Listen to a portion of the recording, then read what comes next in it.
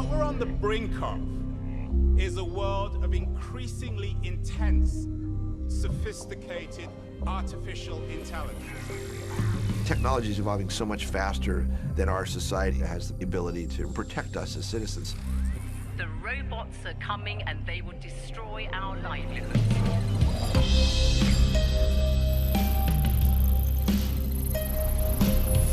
You have a networked intelligence that watches us, knows everything about us, and begins to try to change us. Twitter has become the world's #1 news site. Technology is never good or bad. It's what we do with the technology. Eventually, millions of people are going to be thrown out of jobs because their skills are going to be obsoleted.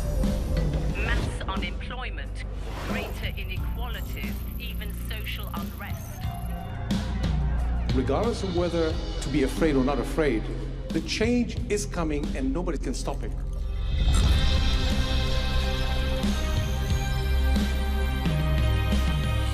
We've invested huge amounts of money, and so it stands to reason that the military, with their own desires, are going to start to use these technologies.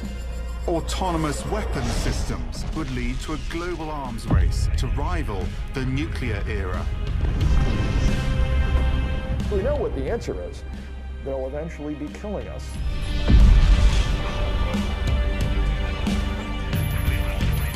These technology leaps are going to yield incredible miracles and incredible horrors.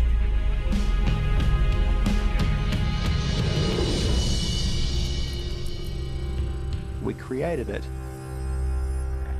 So I think as we move forward, this intelligence will contain parts of us. And I think the question is, will it contain the good parts or the bad parts?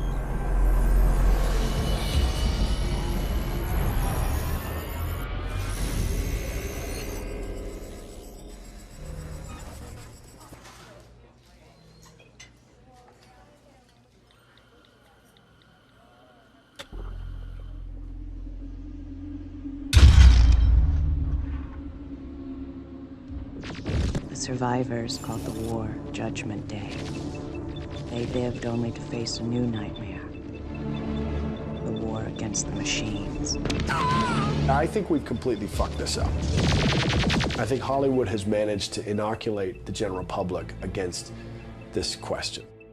The idea of machines that will take over the world. Open the pod bay doors, Hal. I'm sorry, Dave. I'm afraid I can't do that. Hal?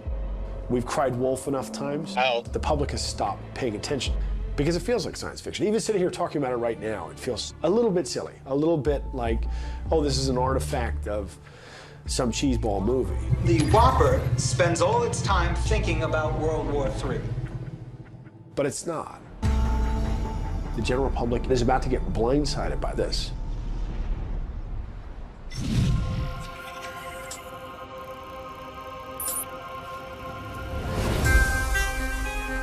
As a society and as individuals, we're increasingly surrounded by machine intelligence. We carry this pocket device in the palm of our hand that we use to make a striking array of life decisions right now, aided by a set of distant algorithms that we have no understanding. We're already pretty jaded about the idea that we can talk to our phone and that mostly understands us. I found quite a number of action films. 5 years ago, no way. Robotics, machines that see and speak and listen, all that's real now. And these technologies are going to fundamentally change our society. Now we have this great movement of self-driving cars. Driving a car autonomously can move people's lives into a better place. I've lost a number of family members, including my mother, my brother and sister-in-law and their kids, to automobile accidents. It's pretty clear we could almost eliminate car accidents with automation. 30,000 lives in the US alone, about 1 million around the world per year. In healthcare, early indicators are the name of the game in that space. So that's another place where it can save somebody's life. Here in the Breast Cancer Center, All the things that the radiologist's brain does in 2 minutes, the computer does instantaneously. A computer has looked at 1 billion mammograms, and it takes that data and applies it to this image instantaneously. So the medical application is profound.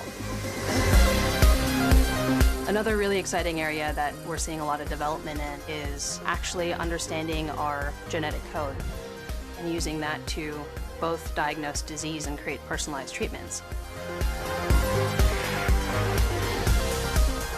The primary application of all these machines will be to extend our own intelligence. We'll be able to make ourselves smarter, and we'll be better at solving problems. We don't have to age. We'll actually understand aging. We'll be able to stop it. There's really no limit to what intelligent machines can do for the human race.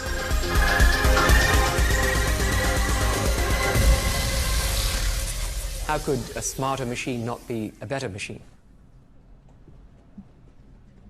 It's hard to say exactly when I began to think that that was a bit naive.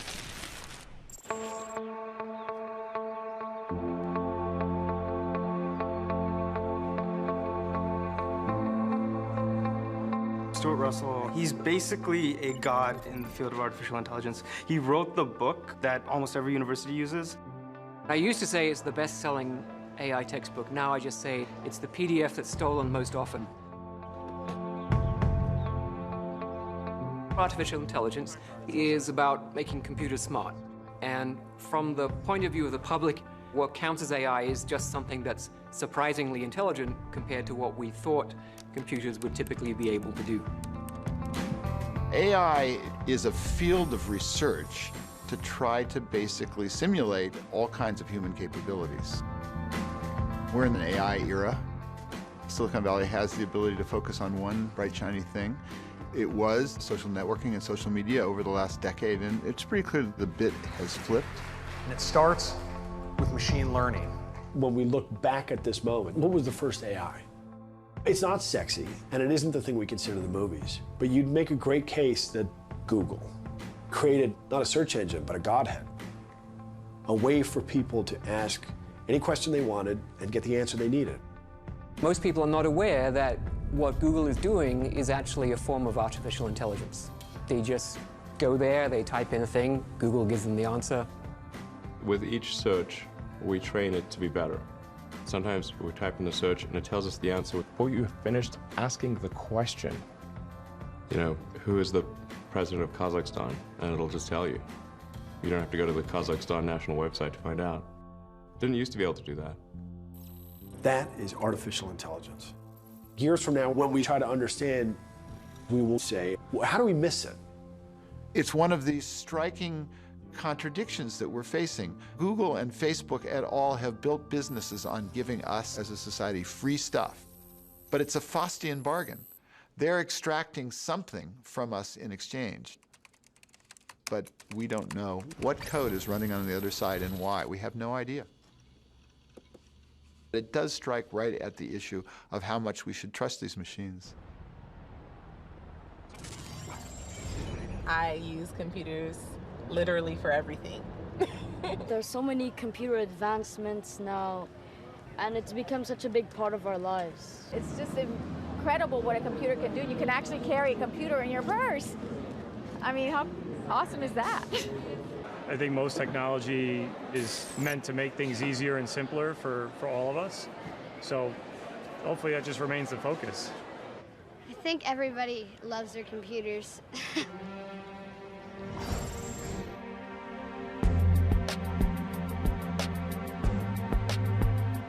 People don't realize they are constantly being negotiated with by machines. Whether that's the price of products in your Amazon cart, whether you can get on a particular flight, whether you can reserve a room at a particular hotel. What you're experiencing are machine learning algorithms that have determined that a person like you is willing to pay 2 cents more and is changing the price. Now, computer looks at millions of people simultaneously. For very subtle patterns, you can take seemingly innocent digital footprints, such as someone's playlist on Spotify, or stuff that they bought on Amazon, and then use algorithms to translate this into a very detailed and very accurate, intimate profile. There is a dossier on each of us that is so extensive, it would be possibly accurate to say that they know more about you than your mother does.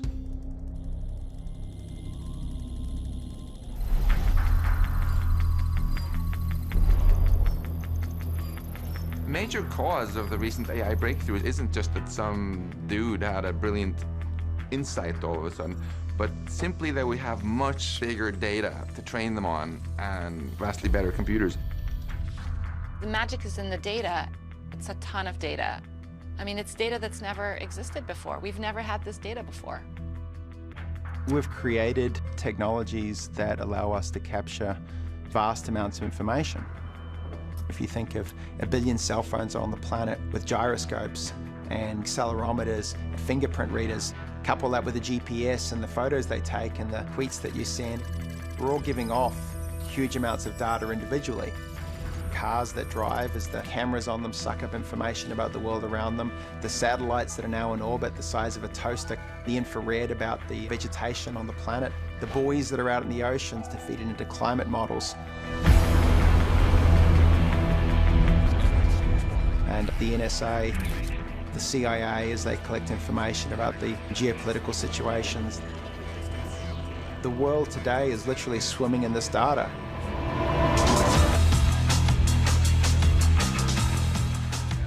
Back in 2012, IBM estimated that an average human being leaves 500 megabytes of digital footprints every day. If you wanted to back up only 1 day worth of data that humanity produces, and you print it out on a letter-size paper, double-sided, font size 12, and you stack it up, it would reach from the surface of the Earth to the sun 4 times over. This every day. The data itself is not good or evil, it's how it's used. We're relying really on the goodwill of these people and on the policies of these companies. There is no legal requirement for how they can and should use that kind of data. That, to me, is at the heart of the trust issue. Right now, there's a giant race for creating machines that are as smart as humans. Google. They're working on what's really the kind of Manhattan Project of artificial intelligence. They've got the most money, they've got the most talent. They're buying up AI companies and robotics companies. People still think of Google as a search engine and their email provider and a lot of other things that we use on a daily basis. But behind that search box are 10 million servers. That makes Google the most powerful computing platform in the world. Google is now working on an AI computing platform that will have 100 million servers. So when you're interacting with Google, we're just seeing the toenail of something that is a giant beast in the making. And the truth is, I'm not even sure that Google knows what it's becoming.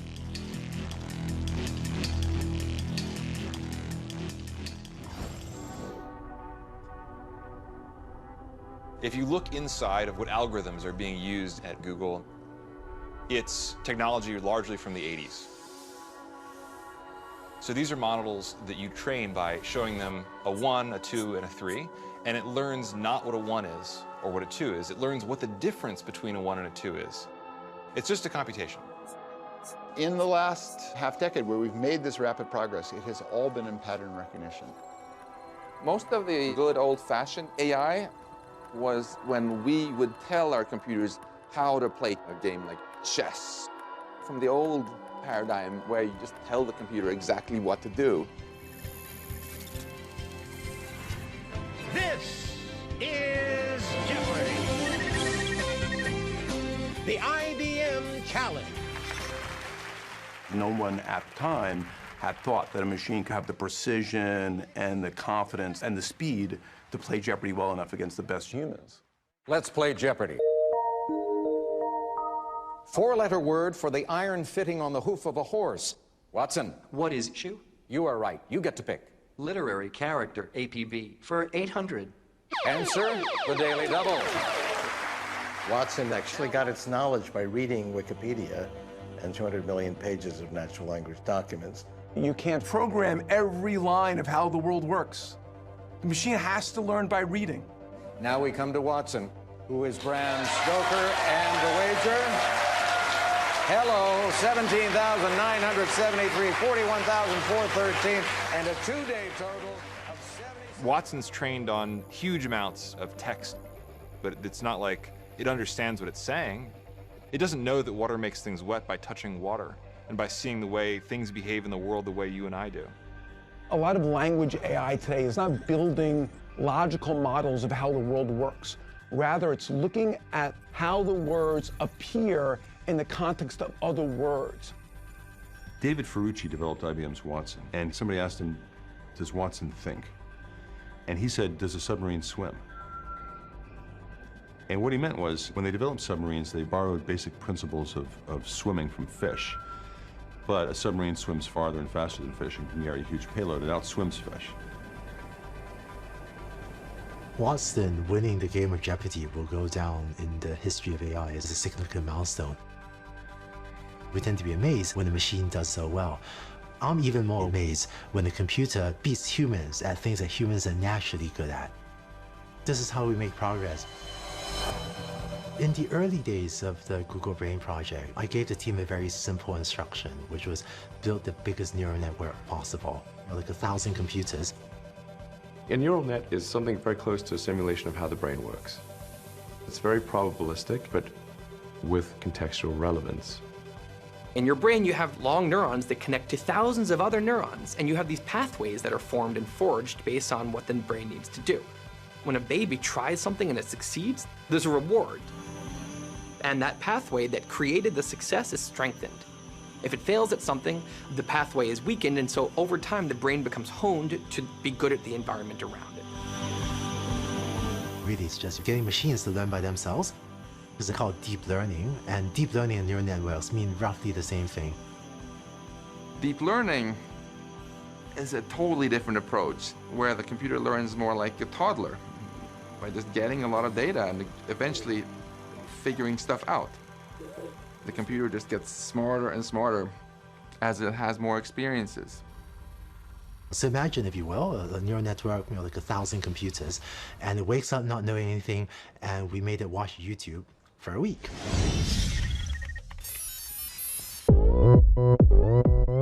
Oppan Gangnam Style. Gangnam Style.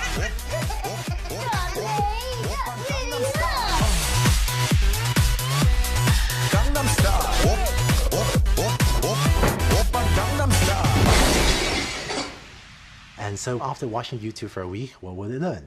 We had a hypothesis they'll learn to detect commonly occurring objects in videos. And so we know that human faces appear a lot in videos. So we looked, and lo and behold, there was a neuron that had learned to detect human faces.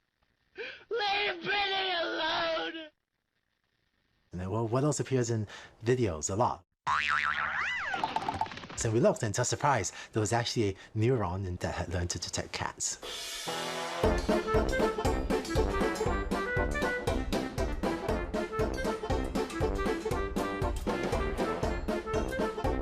I still remember seeing recognition. Wow, that's a cat. Okay, cool, great. It's all pretty innocuous when you're thinking about the future. It all seems kind of harmless and benign. But we're making cognitive architectures that will fly farther and faster than us and carry a bigger payload, and they won't be warm and fuzzy. I think that in 3 to 5 years, you will see a computer system that will be able to autonomously learn how to understand, how to build understanding. Not unlike the way the human mind works. Whatever that lunch was, it was certainly delicious. Simply some of Robbie's synthetics. He's your cook, too? He even manufactures the raw materials. Come round here, Robbie. I'll show you how this works. One introduces a sample of human food through this aperture. Down here, there's a small built-in chemical laboratory where he analyzes it. Later, he can reproduce identical molecules in any shape or quantity. That's a housewife's dream. Meet Baxter, revolutionary new category of robots with common sense. Baxter Baxter is a really good example of the kind of competition we face from machines. Baxter can do almost anything we can do with our hands. Baxter costs about what a minimum wage worker makes in a year. But Baxter won't be taking the place of one minimum wage worker. He'll be taking the place of 3 because they never get tired. They never take breaks. That's probably the first thing we're going to see, displacement of jobs. They're going to be done quicker, faster, cheaper by machines. Our ability to even stay current is so insanely limited compared to the machines we built. For example, now we have this great movement of Uber and Lyft, kind of making transportation cheaper and democratizing transportation, which is great. The next step is going to be that they're all going to be replaced by driverless cars. And then all the Uber and Lyft drivers had to find something new to do. There are 4 million professional drivers in the United States. They're unemployed soon. 7 million people that do data entry. Those people are going to be jobless. A job isn't just about money, right? On a biological level, it serves a purpose. It becomes a defining thing. When the jobs went away in any given civilization, it doesn't take long until that turns into violence.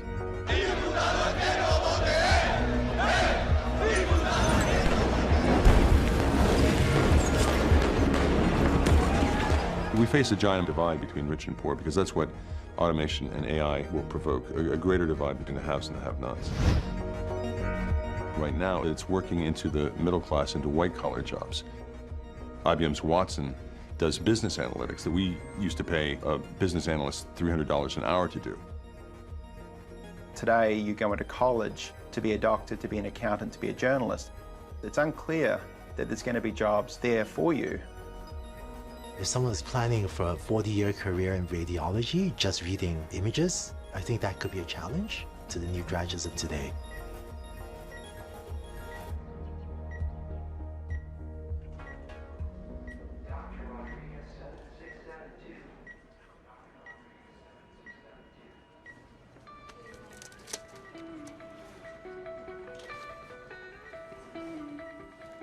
But today we're going to do a robotic case. The Da Vinci robot is currently utilized by a variety of surgeons for its accuracy and its ability to avoid the inevitable fluctuations of the human hand.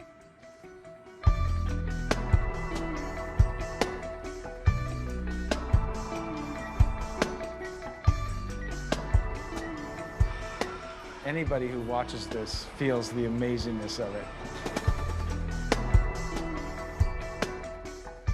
You look through the scope and you're seeing the claw hand holding that woman's ovary. Humanity was resting right there in the hands of this robot. People say it's the future, but it's not the future, it's the present. If you think about a surgical robot, there's often not a lot of intelligence in these things, but over time, as we put more and more intelligence into these systems, the surgical robots can actually learn from each robot surgery. They're tracking the movements, they're understanding what worked and what didn't work, and eventually the robot for routine surgeries is going to be able to perform that entirely by itself, or with human supervision. Normally I do about 150 cases, hysterectomies, let's say, and now most of them are done robotically. I do maybe one open case a year. So do I feel uncomfortable? Of course I do feel uncomfortable because I don't remember how to open patients anymore.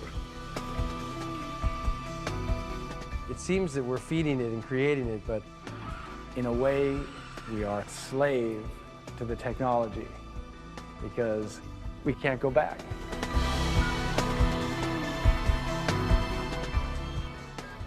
The machines are taking bigger and bigger bites out of our skill set at an ever-increasing speed. And so we've got to run faster and faster to keep ahead of the machines. How do I look? Good.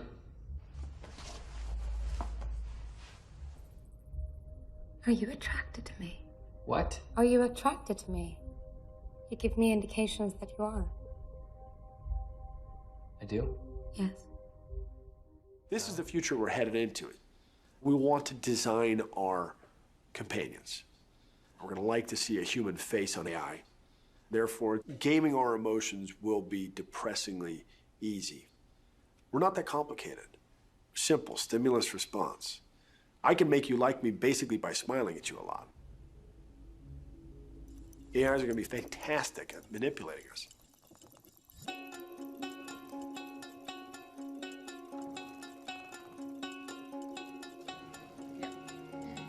So you've developed a technology that can sense what people are feeling. Right, we've developed technology that can read your facial expressions and map that to a number of emotional states.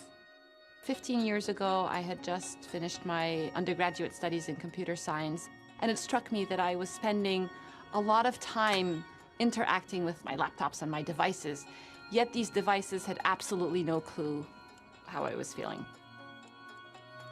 I started thinking, what if this device could sense that I was stressed or I was having a bad day? What would that open up? Hi, first graders. How are you? Can I get a hug? We had kids interact with the technology. A lot of it is still in development, but it was just amazing. Who likes robots? Me! Who wants to have a robot in their house? What would you use a robot for, Jack? I would use it to ask my mom very hard math questions. Okay.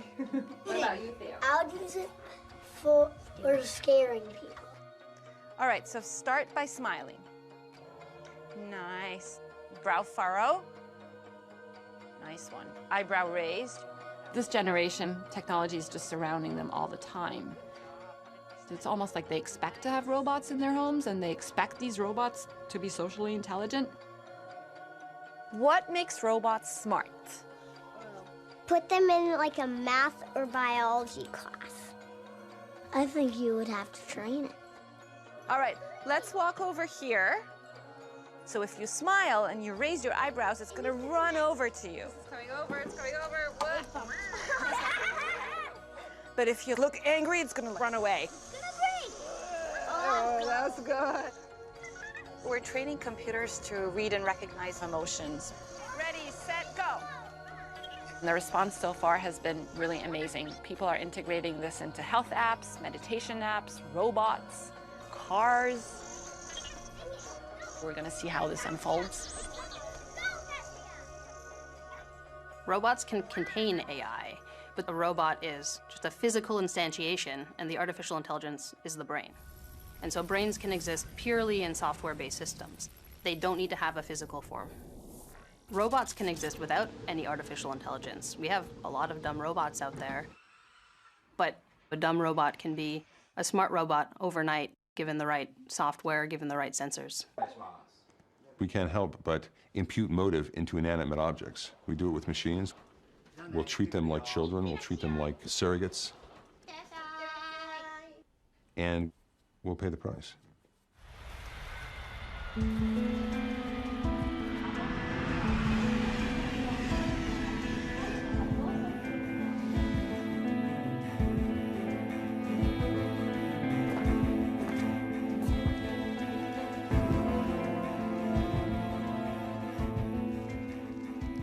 Okay, welcome to the ATR.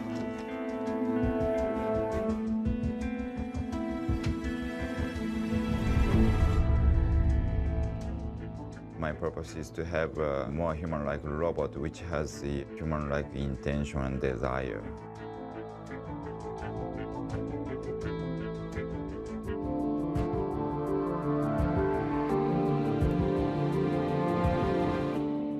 The name of the robot is Erica.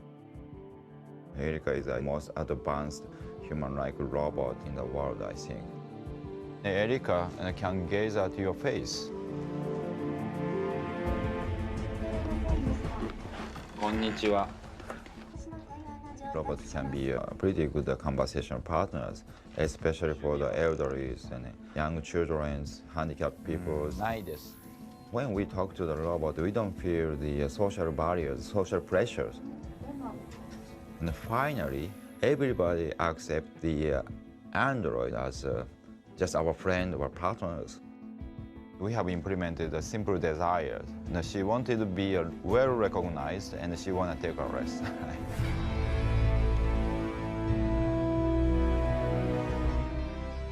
If a robot could have intention and desires, the robot can understand other people's intention and desires. 好きな動物は何ですか? 私は犬のチワワが好きです。本当に可愛いですよね。 That is tied to relationships with people, and that means they like each other. That means, well, I'm not sure, to love each other. We build artificial intelligence, and the very first thing we want to do is replicate us. I think the key point will come when all the major senses are replicated. Sight, touch, smell. When we replicate our senses, is that when it becomes alive.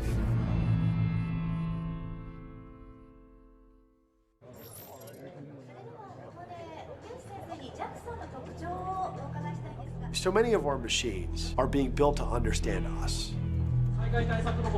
But what happens when an anthropomorphic creature discovers that they can adjust their loyalty, adjust their courage, adjust their avarice, adjust their cunning? The average person, they don't see killer robots going down the streets. They're like, what are you talking about? Man, we want to make sure that we don't have killer robots going down the street. Once they're going down the street, it is too late.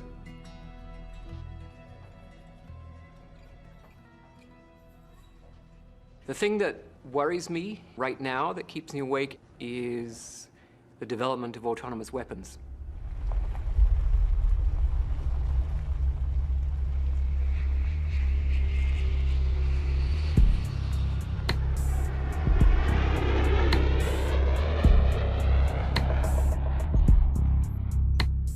Up to now, people have expressed unease about drones, which are remotely piloted aircraft.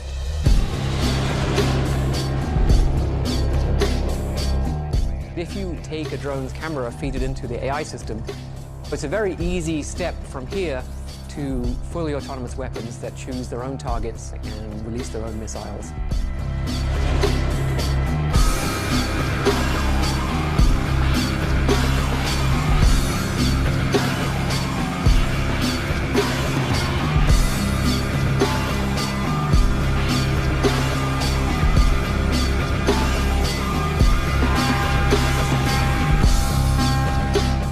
The expected lifespan of a human being in that kind of battle environment would be measured in seconds. At one point, drones were science fiction, and now they've become the normal thing in war. There's over 10,000 in the US military inventory alone, but they're not just a US phenomena. There's more than 80 countries that operate them. It stands to reason that people making some of the most important and difficult decisions in the world are going to start to use and implement artificial intelligence. The Air Force just designed a $400 billion jet program to put pilots in the sky, and a $500 AI designed by a couple of graduate students is beating the best human pilots with a relatively simple algorithm. AI will have as big an impact on the military as the combustion engine had at the turn of the century. It will literally touch everything that the military does, from driverless convoys delivering logistical supplies, to unmanned drones delivering medical aid, to computational propaganda trying to win the hearts and minds of a population. And so it stands to reason that whoever has the best AI will probably achieve dominance on this planet.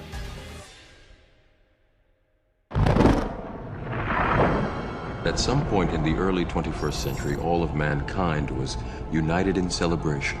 We marveled at our own magnificence as we gave birth to AI.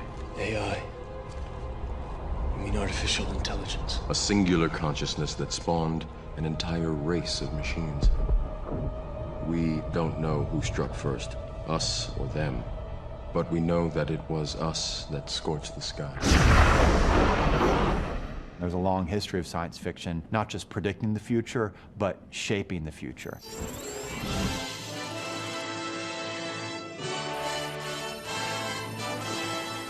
Arthur Conan Doyle writing before World War I on the danger of how submarines might be used to carry out civilian blockades. At the time he's writing this fiction, the Royal Navy made fun of Arthur Conan Doyle for this absurd idea that submarines could be useful in war.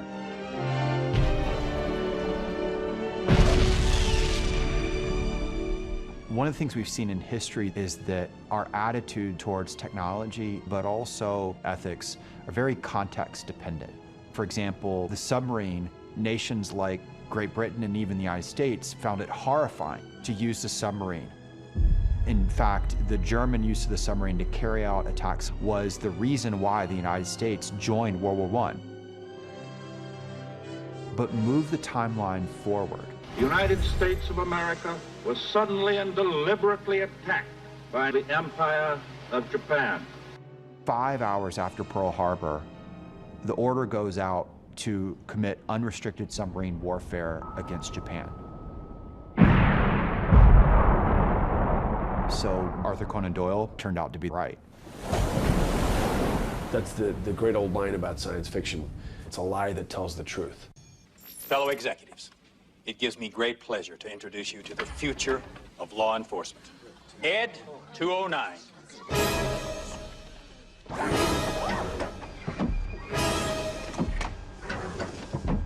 This isn't just a question of science fiction.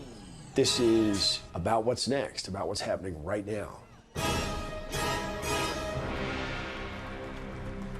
The role of intelligent systems is growing very rapidly in warfare. Everyone is pushing in the unmanned realm. Today, the Secretary of Defense is very, very clear. We will not create fully autonomous attacking vehicles. Not everyone is going to hold themselves to that same set of values. And when China and Russia start deploying autonomous vehicles that can attack and kill, what's the move that we're going to make?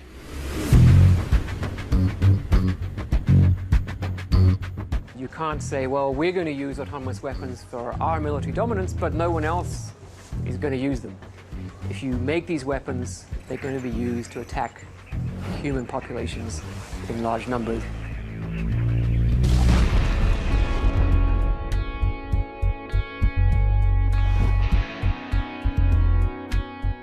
Autonomous weapons are, by their nature, weapons of mass destruction because it doesn't need a human being to guide it or carry it. You don't need one person to, write a little program. It just captures the complexity of this field. It is cool. It is important. It is amazing.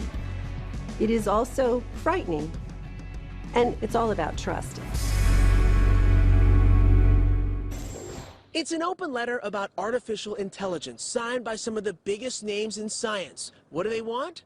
Ban the use of autonomous weapons. The author stated, quote, autonomous weapons have been described as the third revolution in warfare. 1,000 artificial intelligence specialists calling for a global ban on killer robots.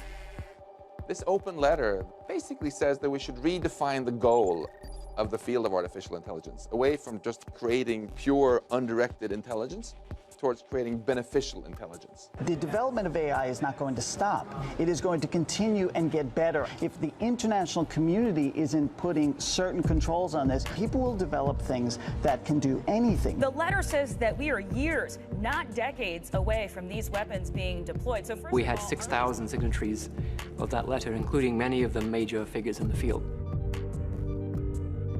I'm getting a lot of visits from high-ranking officials who wish to emphasize that American military dominance is very important and autonomous weapons may be part of the Defense Department's plan. That's very, very scary because the value system of military developers of technology is not the same as the value system of the human race.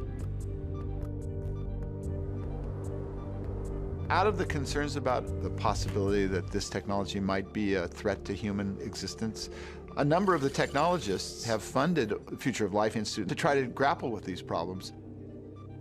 All of these guys are secretive, and so it's interesting to me to see them, all together. Everything we have is the result of our intelligence. It's not the result of our big, scary teeth or our large claws or our enormous muscles. It's because we're actually relatively intelligent. And among my generation, we're all having what we call holy cow or holy something else moments, because we see that the technology is accelerating faster than we expected. I remember sitting around the table there with some of the best and the smartest minds in the world. And what really struck me was maybe the human brain is not able to fully grasp the complexity of the world that we're confronted with. As it's currently constructed, the road that AI is following heads off a cliff, and we need to change the direction that we're going so that we don't take the human race off the cliff. Google acquired DeepMind several years ago. DeepMind operates as a semi-independent subsidiary of Google. The thing that makes DeepMind unique is that DeepMind is absolutely focused on creating digital superintelligence, an AI that is vastly smarter than any human on Earth and ultimately smarter than all humans on Earth combined. This is from the DeepMind reinforcement learning system. Basically wakes up like a newborn baby and is shown the screen of an Atari video game and then has to learn to play the video game. It knows nothing about objects, about motion, about time. It only knows that there's an image on the screen and there's a score. So if your baby woke up the day it was born and by late afternoon was playing 40 different Atari video games at a superhuman level, you would be terrified. You would say, my baby is possessed, send it back. I mean, the DeepMind system can win at any game. It can already beat all the original Atari games. It is superhuman. It plays the games at super speed in less than a minute.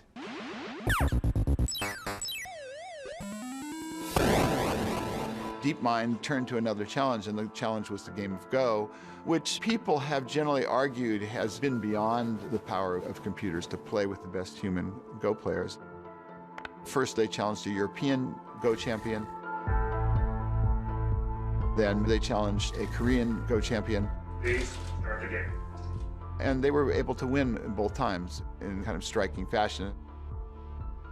You were reading articles in the New York Times years ago talking about how Go would take 100 years for us to solve.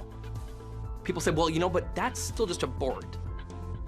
Poker is an art. Poker involves reading people. Poker involves lying and bluffing. It's not an exact thing. That will never be, a computer. You can't do that. They took the best poker players in the world and took 7 days for the computer to start demolishing the humans. So it's the best poker player in the world. It's the best Go player in the world. And the pattern here is that AI might take a little while to wrap its tentacles around a new skill. But when it does, when it gets it, it is unstoppable.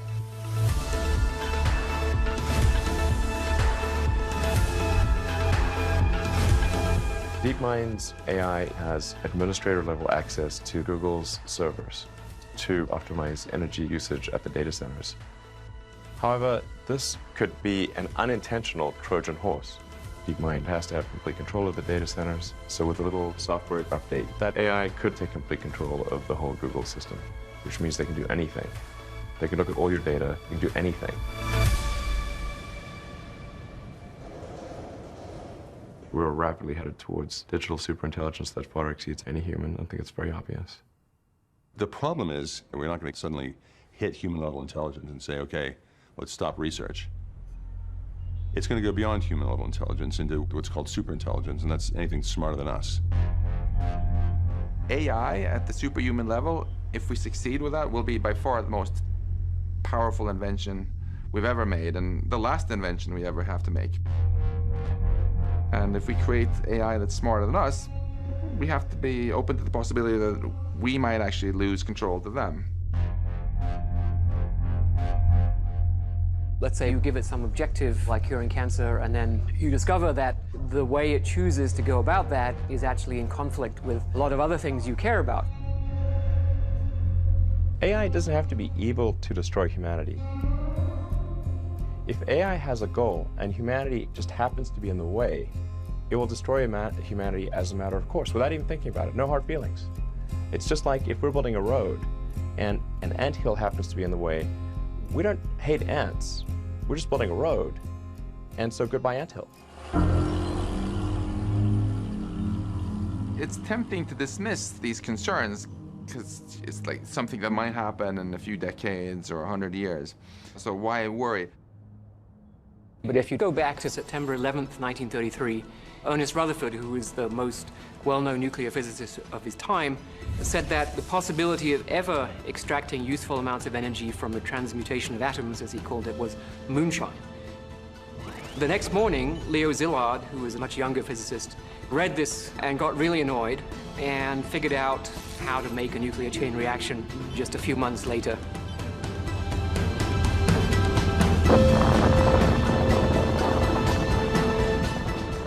We have spent more than $2 billion on the greatest scientific gamble in history.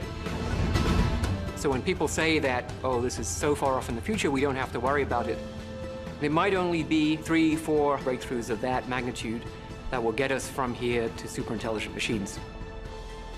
If it's going to take 20 years to figure out how to keep AI beneficial, then we should start today, not at the last second when some dudes drinking Red Bull decide to flip the switch and test the thing. We have 5 years. I think digital superintelligence will happen in my lifetime, 100%. When this happens, it will be surrounded by a bunch of people who are really just excited about the technology.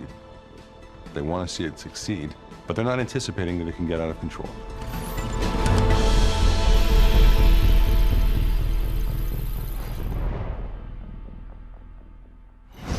Oh my God, I trust my computer so much. That's an amazing question. I don't trust my computer. If it's on, I take it off. Like, even when it's off, I still think it's on. Like, you know, like, you really cannot, like, the webcams, you don't know if, like, someone might turn it on. You don't know, like. I don't trust my computer. Like, in my phone, every time they ask, we send your information to Apple. Every time so I don't trust my phone. Okay, so part of it is yes, I do trust it because it would be really hard to get through the day and the way our world is set up without computers.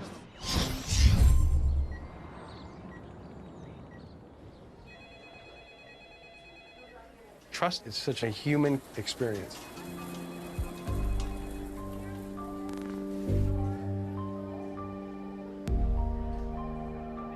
I have a patient coming in with intracranial aneurysm.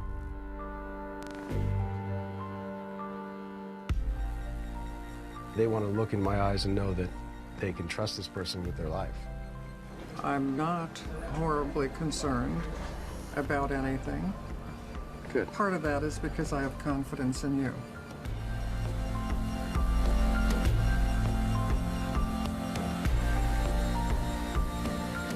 This procedure we're doing today, 20 years ago, was essentially impossible. We just didn't have the materials and the technologies.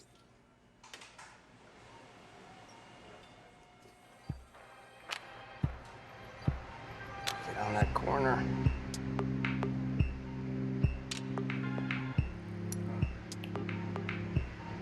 Could it be any more difficult? My God.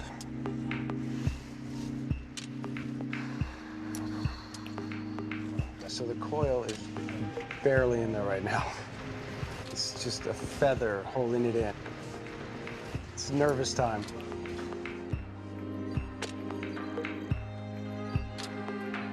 We're just in purgatory, intellectual, humanistic purgatory. And AI might know exactly what to do here.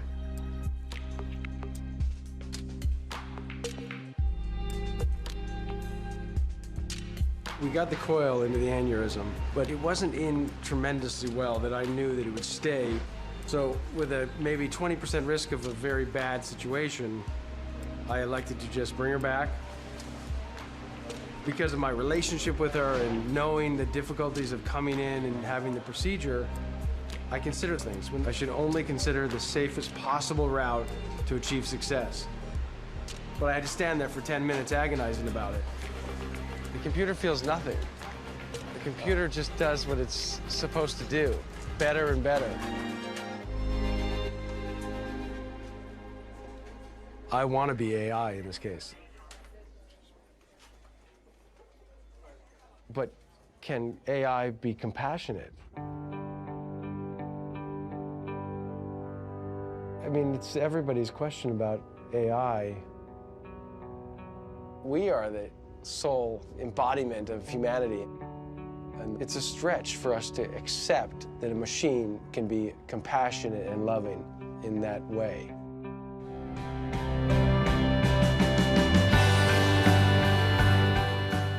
Part of me doesn't believe in magic, but part of me has faith that there is something beyond the sum of the parts. That there is at least a oneness in our shared ancestry, our shared biology, our shared history. Some connection there beyond machine.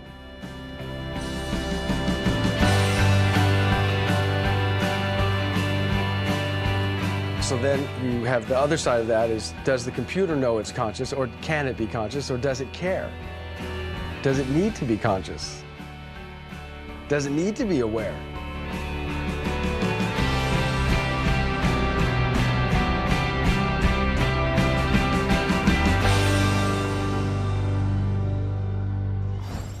I do not think that a robot could ever be conscious, unless they programmed it that way.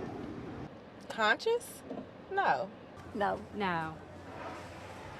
I mean, I think a robot could be programmed to be conscious. How are they programmed to do everything else? That's another big part of artificial intelligence, is to make them conscious and make them feel.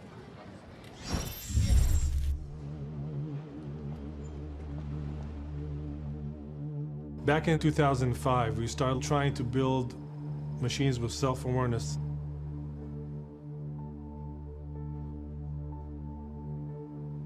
This robot, to begin with, didn't know what it was. All he knew is that it needed to do something like walk. Through trial and error, it figured out how to walk using its imagination, and then it walked away. And then we did something very cruel. We chopped off a leg and watched what happened. At the beginning, it didn't quite know what had happened, but over about a period of a day, it then began to limp. And then a year ago, we were training an AI system for a live demonstration.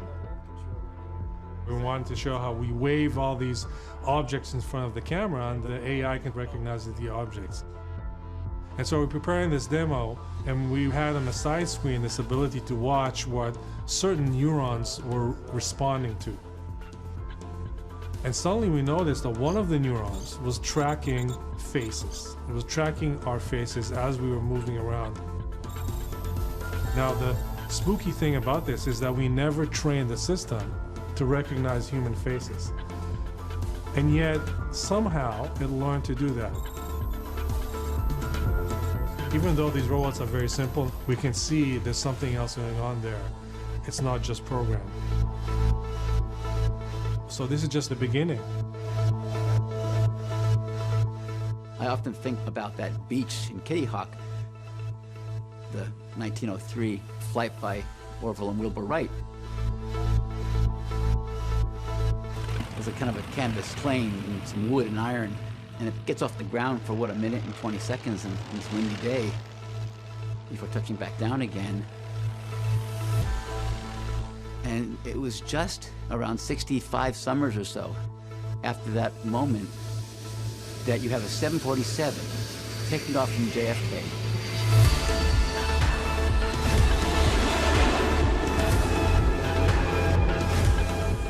Where a major concern of someone on the airplane might be whether or not their salt-free diet meal is going to be coming to them or not. With a whole infrastructure, with travel agents and tower control, and it's all casual, and it's all part of the world. Right now, as far as we've come with machines that think and solve problems, we're at Kitty Hawk now. We're in the wind, we have our tattered canvas planes up in the air. But what happens in 65 summers or so We will have machines that are beyond human control. Should we worry about that? I'm not sure it's going to help.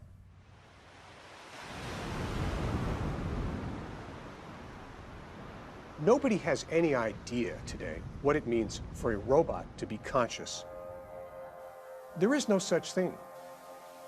There are a lot of smart people, and I have a great deal of respect for them. But the truth is, machines are natural psychopaths. Fear came back into the market and down 800, nearly 1,000 in a heartbeat. I mean, it is classic capitulation. There are some people who are proposing there was some kind of fat finger error. Take the flash crash of 2010. In a matter of minutes, $1 trillion in value was lost in the stock market. The Dow dropped nearly 1,000 points in a half hour. So what went wrong? By that point in time, more than 60% of all the trades that took place on the stock exchange were actually being initiated by computers. There was panic selling on the way down, and all of a sudden it just stopped on a dime. All happening in real time, folks. The short story of what happened in the flash crash is that algorithms responded to algorithms, and it compounded upon itself over and over and over again in a matter of minutes. At one point, the market fell as if down a well. There is no regulatory body that can adapt quickly enough to prevent potentially disastrous consequences of AI operating in our financial systems. They are so primed for manipulation. Let's talk about the speed with which we are watching this market deteriorate. That's the type of AI run amok that scares people. When you give them a goal, they will relentlessly pursue that goal. How many computer programs are there like this? Nobody knows. One of the fascinating aspects about AI in general is that no one really understands how it works. Even the people who create AI don't really fully understand. Because it has millions of elements, it becomes completely impossible for a human being to understand what's going on.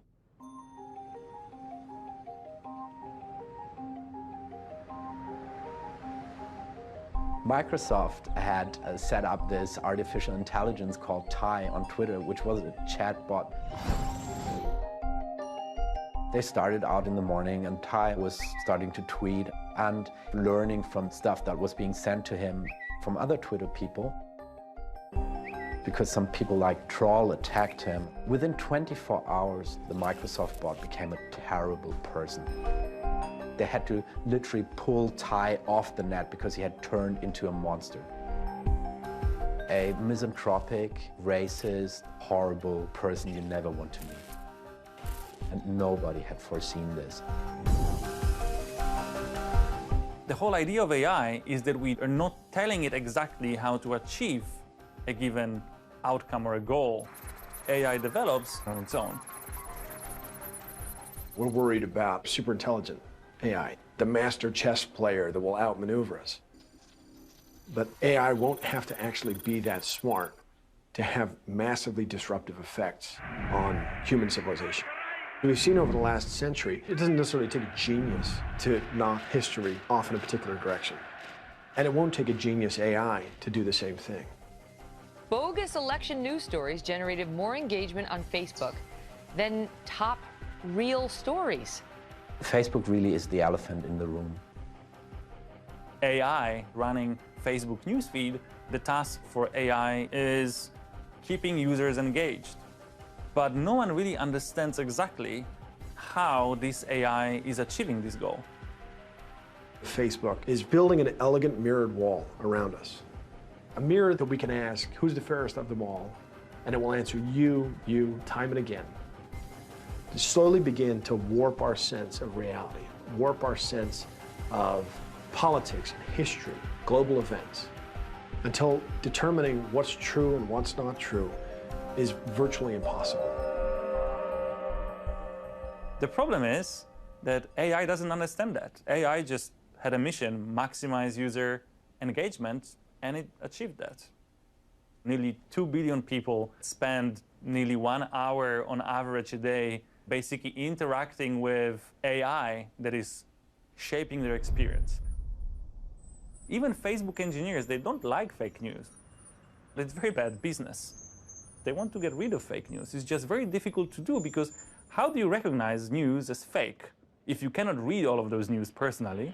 There's so much active misinformation, and it's packaged very well, and it looks the same when you see it on a Facebook page or you turn on your television. It's not terribly sophisticated, but it is terribly powerful. And what it means is that your view of the world, which 20 years ago was determined if you watched the nightly news by 3 different networks with 3 anchors who endeavored to try to get it right. You might have had a little bias one way or the other, but largely speaking, we can all agree on an objective reality. Well, that objectivity is gone, and Facebook has completely annihilated it. If most of your understanding of how the world works is derived from Facebook, facilitated by algorithmic software that tries to show you the news you want to see. And that's a terribly dangerous thing. And the idea that we have not only set that in motion, but allowed bad faith actors access to that information. And this is a recipe for disaster. I think that there will definitely be lots of bad actors trying to manipulate the world with AI. 2016 was a perfect example of an election where there was lots of AI producing lots of fake news and distributing it for a purpose, for a result. Ladies and gentlemen, honorable colleagues, it's my privilege to speak to you today about the power of big data and psychographics in the electoral process, and specifically to talk about the work that we contributed to Senator Cruz's presidential primary campaign.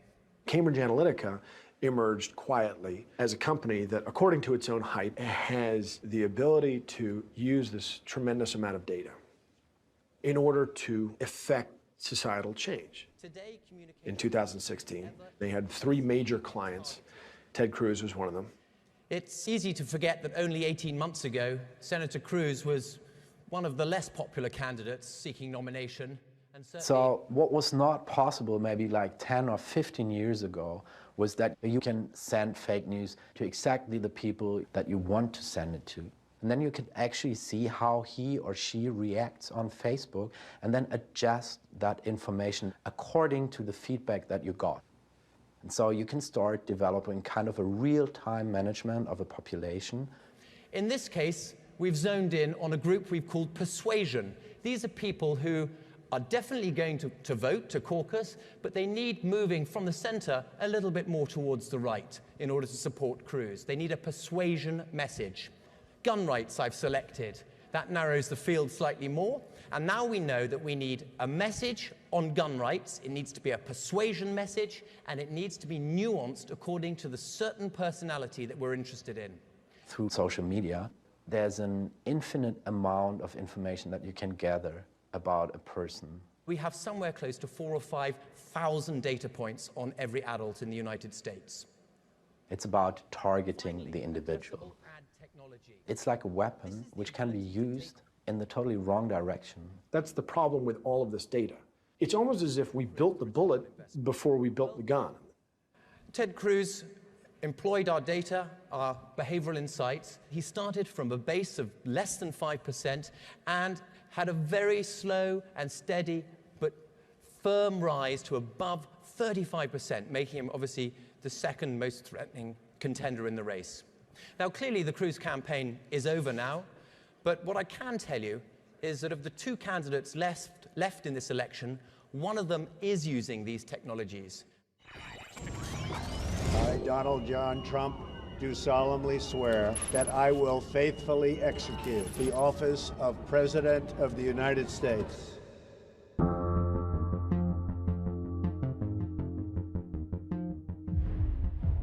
Elections are a marginal exercise. It doesn't take a very sophisticated AI in order to have a disproportionate impact. Before Trump, Brexit was another supposed client. Well, at 20 minutes to 5, we can now say the decision taken in 1975 by this country to join the common market has been reversed by this referendum to leave the EU. Cambridge Analytica, allegedly, uses AI to push through two of the most ground-shaking pieces of political change in the last 50 years. These are epochal events, and if we believe the hype, they are connected directly to a piece of software essentially created by a professor at Stanford. Back in 2013, I described that what they're doing is possible and warned against this happening in the future. At the time, Michał Kosinski was a young Polish researcher working at the Psychometrics Center. So what Michał had done was to gather the largest ever data set of how people behave on Facebook. Psychometrics is trying to measure psychological traits such as personality, intelligence, political views, and so on. Now, traditionally, those traits were measured using tests and questionnaires. Personality test, the most benign thing you could possibly think of, something that doesn't necessarily have a lot of utility, right? Our idea was that instead of tests and questionnaires, we could simply look at the digital footprints of behaviors that we are all living behind. To understand openness, conscientiousness, neuroticism. You can easily buy personal data such as where you live, what club memberships you've joined, which gym you go to. There are actually marketplaces for personal data. Turns out we can discover an awful lot about what you're going to do based on a very, very tiny set of information.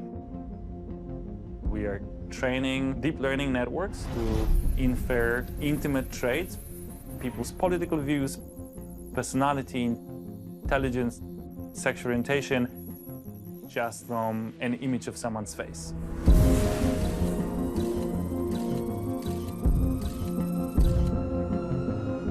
Now think about countries which are not so free and open-minded. If you can reveal people's religious views or political views or sexual orientation based on only profile pictures, this could be literally an issue of life and death. I think there's no going back. Do you know what the Turing test is? It's when a human interacts with a computer. And if the human doesn't know they're interacting with a computer, the test is passed. And over the next few days, you're going to be the human component in the Turing test. Holy shit. Yeah, that's right, Caleb. You got it. Because if that test is passed, you are dead center of the greatest scientific event in the history of man. If you've created a conscious machine, it's not the history of man. That's the history of gods.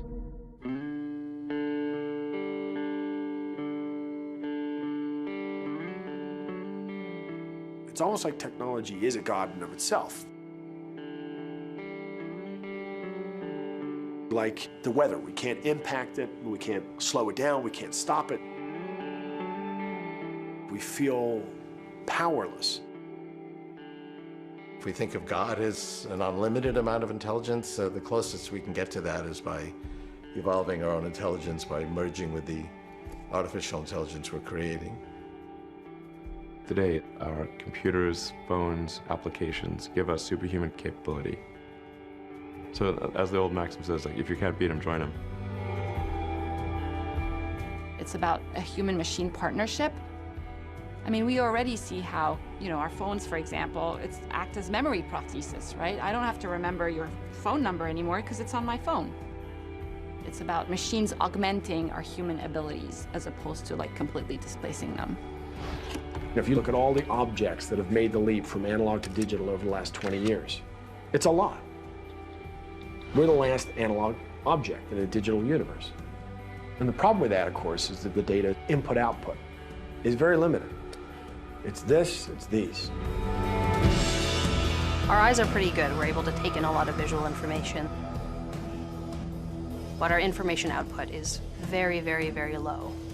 The reason this is important if we envision a scenario where AI is playing a more prominent role in society is we want good ways to interact with this technology so that it ends up augmenting us.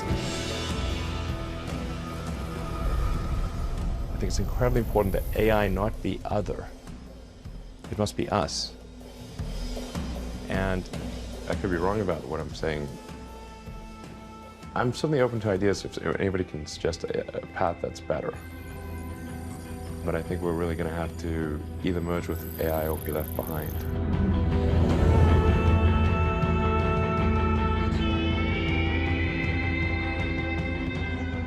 It's hard to kind of think of unplugging a system that's distributed everywhere on the planet, that's distributed now across the solar system. You can't just, shut that off.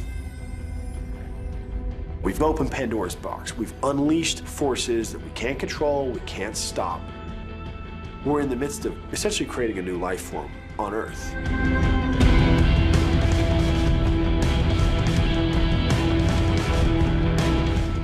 We don't know what happens next.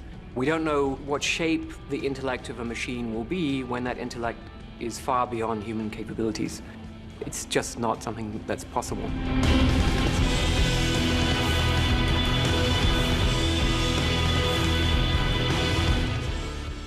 The least scary future I can think of is one where we have at least democratized AI. Because if one company or small group of people manages to develop godlike digital superintelligence, they could take over the world. At least when there's an evil dictator, that human is going to die. But for an AI, there would be no death. It would live forever. And then you'd have an immortal dictator from which we can never escape.